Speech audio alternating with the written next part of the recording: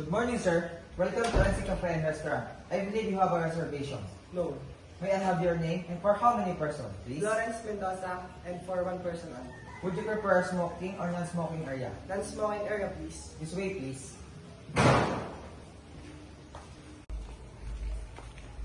This is okay for you, sir. Yes. Please have a seat. May I unfold your napkin? Okay.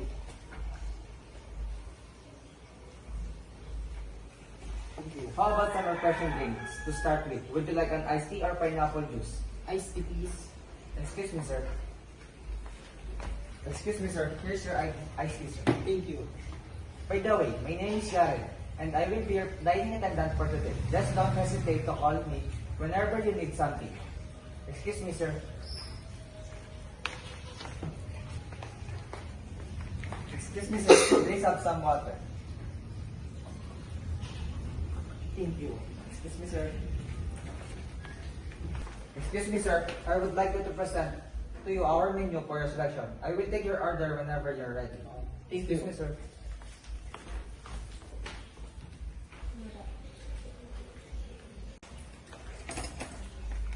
Excuse me, sir.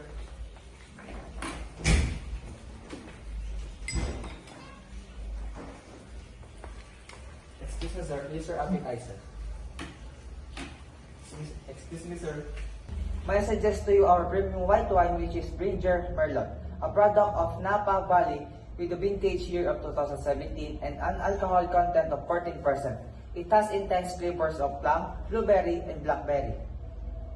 Okay, let me try that. May I present to you the bottle of Bridger Merlot, a product of Napa Valley with a vintage of year 2017 and alcohol content of 14%. It has an aroma of apple and lime. Would you like me to open it now? Yes, please.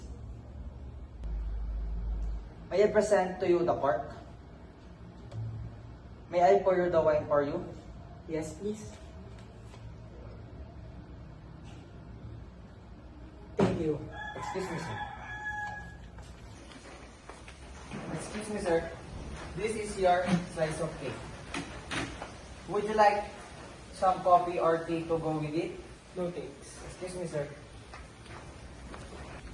Excuse me, sir. May I tea? Yes.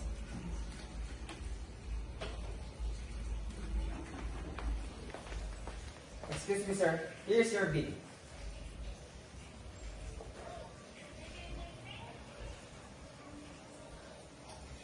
Thank you, sir. I received 1,000 pesos and I will be back for your change and receipt. Excuse me, sir. Excuse me, sir. Here's your change. Thank you for dining with us and hope to see you again next time. Thank you.